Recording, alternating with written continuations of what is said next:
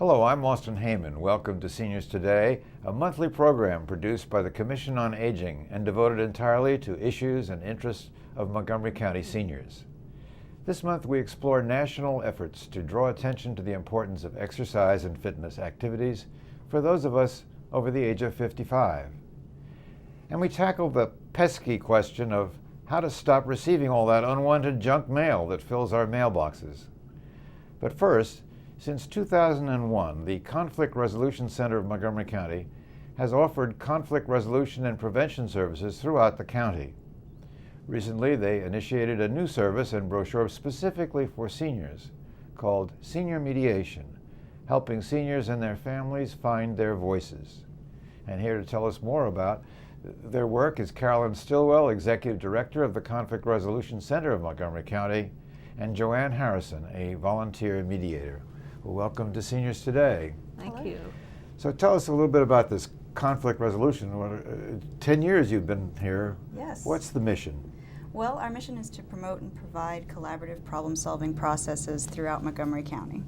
Essentially what that means is we help people who are angry at each other or who have in conflict sit down and talk to each other and create a productive conversation. And recently you have started to concentrate some of your work on seniors. Yes. What does that mean?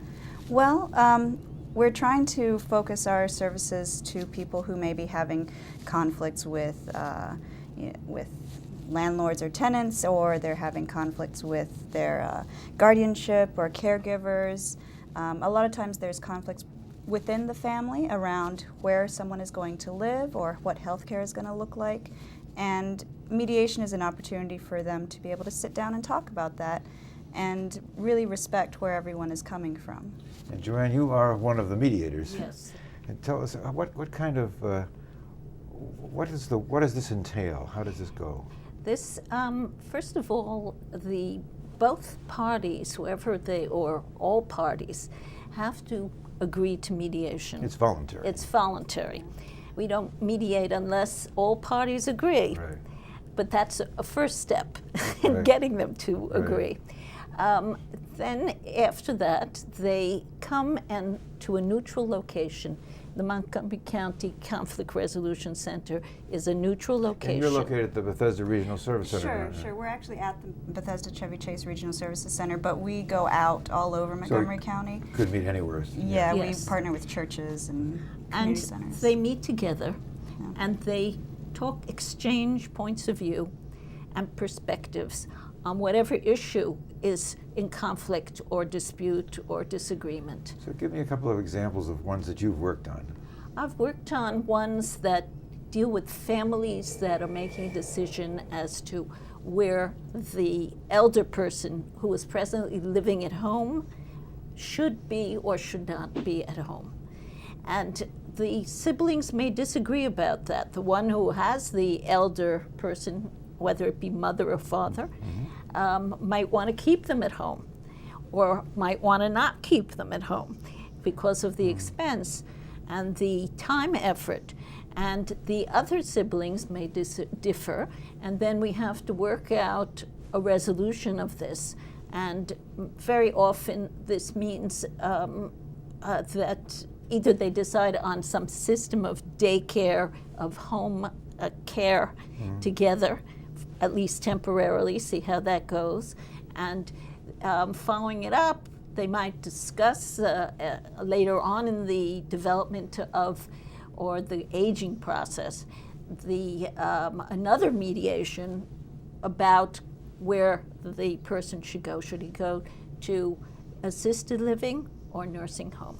And what's really important is that the participants themselves are the ones making the decision. So Right. we as mediators are facilitating the conversation, but we're not telling them what to do. So how long does this? Exactly. How long would an average case take? It really depends. We schedule our mediations to be 2 hours long, but participants can use as many sessions as they need to tackle all of the topics that come up. Now, your mediators are all volunteers, Yes. and you have training session for them? Our volunteer roster, actually, to be a volunteer at our center, it's pretty competitive. There's an application process and interviews, and then we select people to participate in our 45-hour training. 45 hours. Yeah, Yes. I would say, to me, it's a rather challenging task. Right, right. And then after that, we put them through an apprenticeship, and they Wow. have to do observations and all of that before they're really ready to be what we would call an experienced mediator. But in your case, you actually told me before we went on the air that you were trained up at Harvard. That's right. I guess that's not your typical. Well, I think there are a lot of people who are volunteers who have been trained elsewhere. Really? And there are even some retired attorneys who are on the volunteer list. And I mean, we have people who are engineers, we have people who have just gotten out of high school who are mediating for us. Well, we're going to put up a website. What is your website? It's www.crcmc.org. Because you have a lot of information about your organization Yes. there. I've looked at it. It's a very good website. And do you have a phone number if somebody wants to talk to you, actually? 301-652-0717 is our main number. Right. And you also, do you mediate in other languages besides English? Yes, we have mediators who are fluent in Spanish, and so we're able to do mediations in Spanish Wow. and English. However, if we have done mediations where participants speak other languages, or where we have participants who speak two different languages, and so in that case we use interpreters.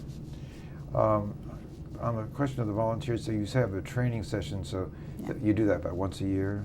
Yes, usually it's once a year. This last year we were lucky enough to be able to do two. Uh-huh. So the next one will probably be in the fall. Yes, we're hoping. You're hoping? Right. How does this mediation that you do compare to something that's through the legal system? I think the main difference is that in mediation, it's really the participants that are having their voice being heard. They're the ones making the decisions. In the legal system, there's usually someone else who is making the decision. And so it's a lot more of a competitive atmosphere. In mediation, it's collaborative. That's where people are talking to each other. They come up with all of the ideas. They decide what goes into the plan. They even decide what the topics that they're going to talk about are.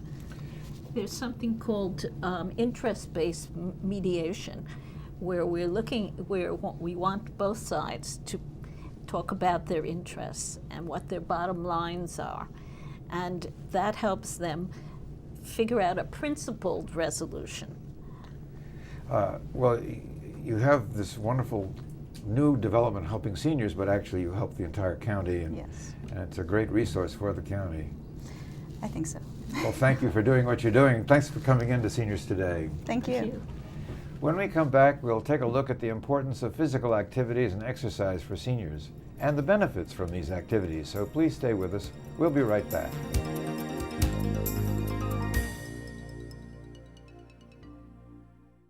Have you ever parked illegally in a reserved accessible parking space? And thought, what's the harm? I'm only going to be a minute. We know how important it is to have reserved parking. And the adjacent striped access aisles provide necessary space needed for assistance devices like my wheelchair and my service dog. Respect the need for reserved parking and the laws that govern its use. On behalf of everyone with accessible plates and placards, We are asking you to respect the space. Light bulbs are getting more efficient. They use a lot less energy to give you the light you want, which means you'll pay lower energy bills. Better light bulbs also mean a better way to shop. You're probably used to buying light bulbs based on watts, but watts only tell you how much energy a bulb uses, not brightness. If you want to know how bright a bulb is, you need to think lumens. The more lumens, the brighter the light, no matter the bulb. A traditional bulb uses 60 watts to produce 800 lumens, but this bulb delivers 800 lumens using only 15 watts. All these bulbs use different amounts of energy, but produce the same amount of light. How do you know which one to buy? To help you decide, light bulb packages will have a lighting facts label. It'll tell you a bulb's brightness and an estimate of its energy cost and lifespan. So the next time you shop for a light bulb, look for the lumens and the lighting facts label. It's a bright idea.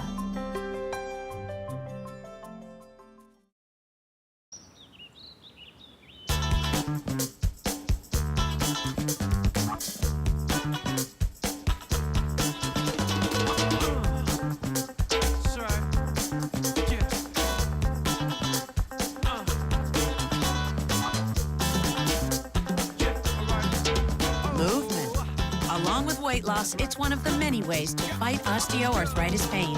For more information on managing pain, go to fightarthritispain.org.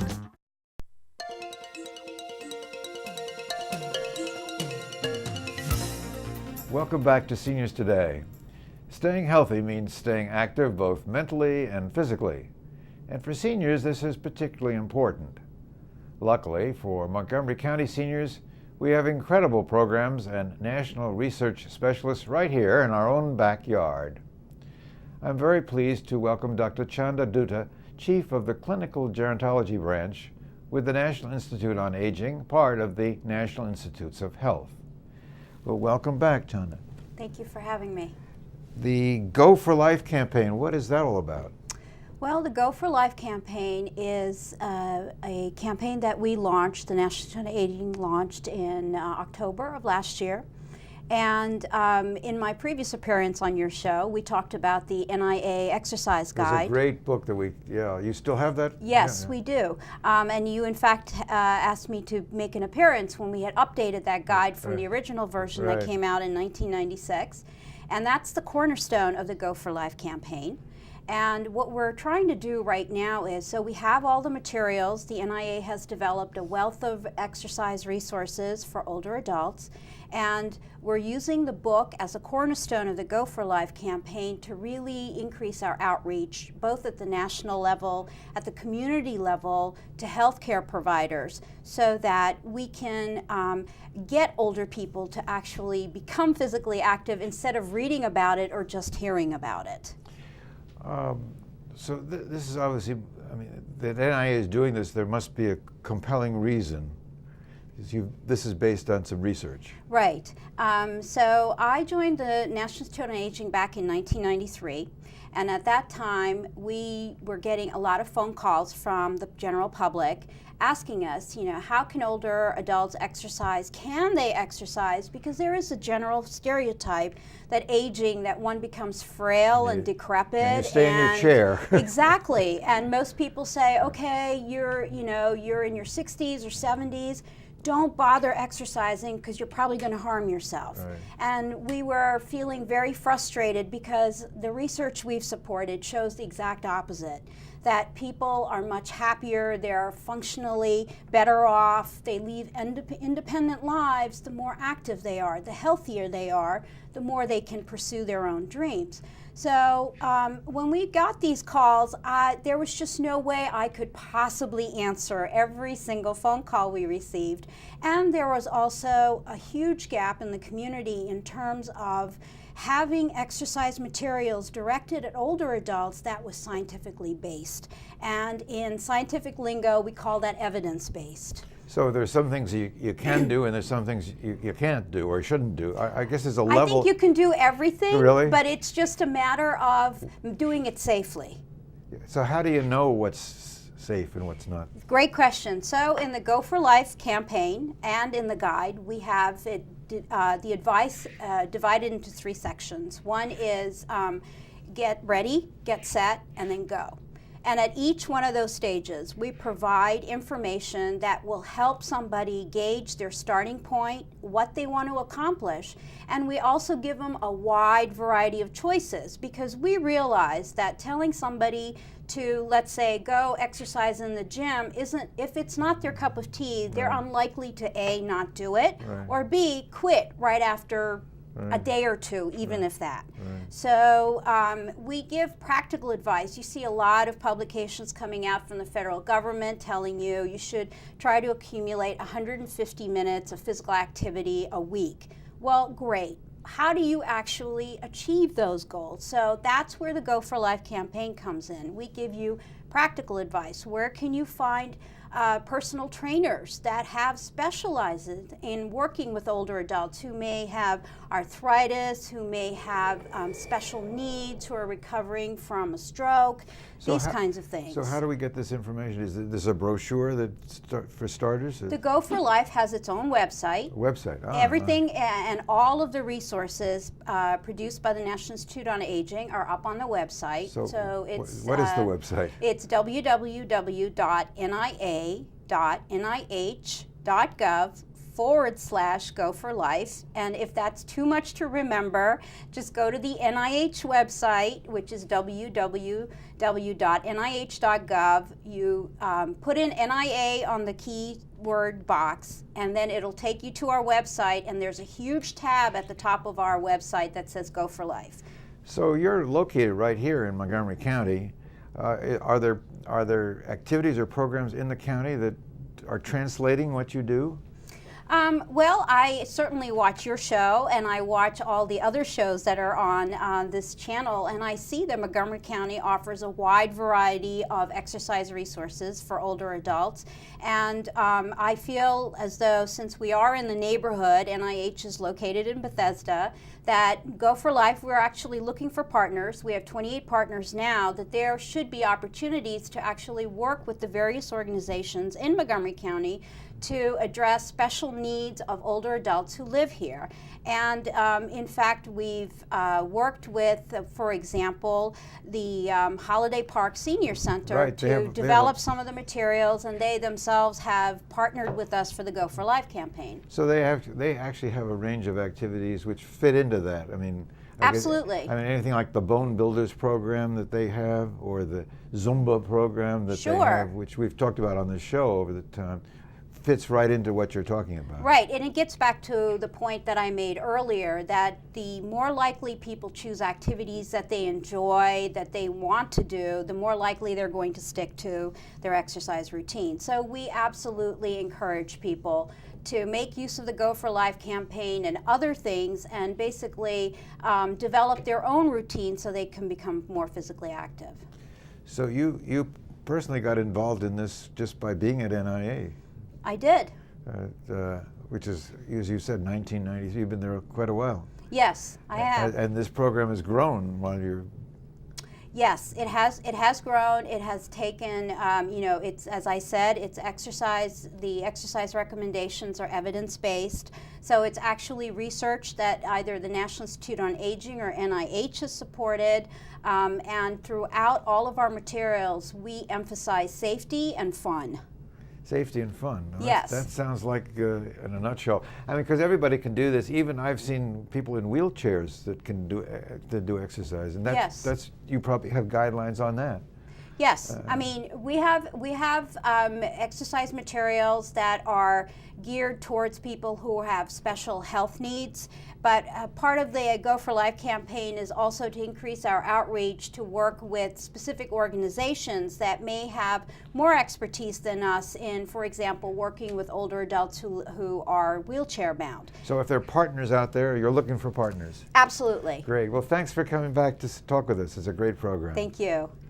When we return, we'll conclude today's show with some real advice on how to decrease the amount of unwanted mail we receive every day. So please stay with us. We'll be right back.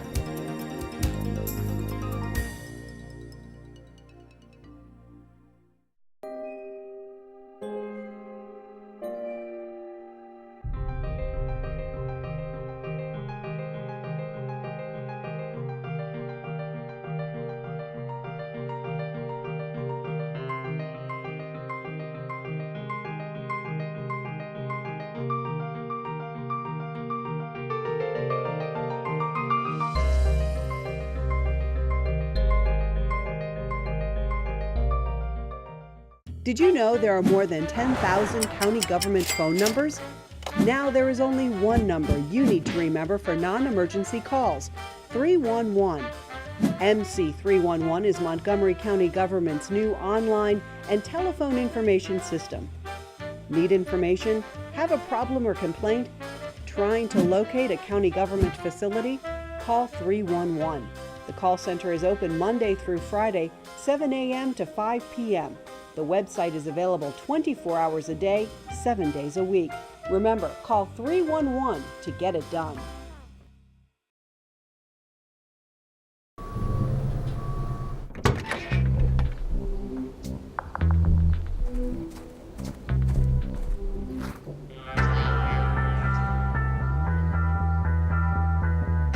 When you throw away money on wasted electricity, you're throwing away everything you could have bought with it.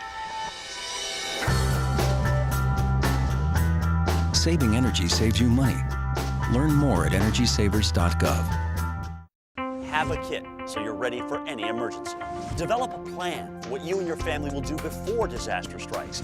And stay informed during severe weather any way you can. Visit ready.gov for ways to prepare your family for emergencies.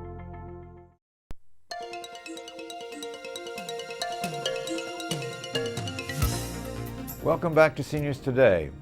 I enjoy recycling. I know it's important. But what I don't enjoy is having to recycle all of the unwanted junk mail I seem to get on a daily basis. What can be done to reduce this? Well, joining me to give us some strategies are Eileen Kao, the Chief of the Waste Reduction and Recycling Section of Montgomery County's Department of Environmental Protection, and Alan Poltenovich, the Recycling Coordinator for the department. Welcome to Seniors Today. Thanks for having us. Thank you. Well, recycling is, I know, a big item in this county. Are we meeting our goals? We are closing in on our goals. We have a goal to recycle half of all waste generated in Montgomery County, and everyone living and working in the county together, recycling all of their recyclable materials. We're actually recycling over 44% of all the waste generated. Wow. So there's this big recycling center, I know. And then there's everybody who's at their homes trying to contribute to that center. That problem of unwanted mail, though, is one that's bothering a lot of people. What can we do about that? There are a number of things that folks can do to try and cut down on the amount of unwanted mail that they receive, because it's actually it's important for folks in Montgomery County to recycle. You know, recycling is one thing that each and every one of us can do every single day, several times a day, to do our part to protect the environment and preserve valuable natural resources. But equally critical and equally important is reducing the amount of waste that we generate to begin with. Yes, we all get this stuff in them. You've got some of it here. Yeah, and absolutely. You know, there are so many different options for residents to figure out how they can reduce the amount of unwanted mail they receive. And there's a couple things that residents can do. There's a couple of websites where residents can go on, enter some basic information to ask that their mailing address be removed from these national databases where they're selling their mailing list to other companies. I didn't know that. Yeah, there's a couple of them out there. One is the Direct Marketing Association, dmachoice.org, as well as catalogchoice.org. And those are just two organizations where residents can put in their information. If someone doesn't have access to the computer, there is a form from the Direct Marketers Association that you can download and print and fill it out, and with a $1 check, send it into this clearinghouse where they'll go ahead and put your name on a mailing list for up to 3 years and send that out, so these companies will not send the mail to that residence anymore. That's terrific. And the other option that residents have as well is if they don't have access to the internet, you know, a lot of places have their mailing address directly on the form. Right. So you can put do not mail or do not sell my address to another organization and send it back to the company to have their name removed from the mailing list as well. So there's a couple of tips for everyone to focus on in terms of reducing the amount of unwanted mail. That's terrific. So give us the parameters of recycling. What can we recycle and what can't we recycle? There are so many items that folks can recycle here in Montgomery County. First of all, the mixed paper items, which unwanted mail is one of those items. Basically, what we mean when we say mixed paper is any clean, dry paper that tears. But it's all of your newspapers, it's your magazines, your catalogs, your unwanted mail, your books, hardback as well as paperback books. It's also, though, cardboard. Any type of cardboard, cereal boxes, or those corrugated cardboard shipping boxes, those are also recycled here in Montgomery County. This is one item that people often overlook when you have paper towels or tissue. When you've finished using all of that paper, there's the cardboard roll that it comes on. That is actually recyclable. We would like those in the recycling bins. On the commingled materials side, folks can recycle things like aluminum cans, bimetal cans, glass bottles and jars, plastic containers, Yes, these are our aluminum But foil they need to be cans. cleaned, don't they? Or is that not essential? Well, we ask folks that they rinse these. Yeah, right. And truthfully, it's really as a convenience to folks while these items are awaiting collection. Yeah. So that they're a little bit cleaner, they Right, don't right. emit any odors or attract any types of bugs. Right.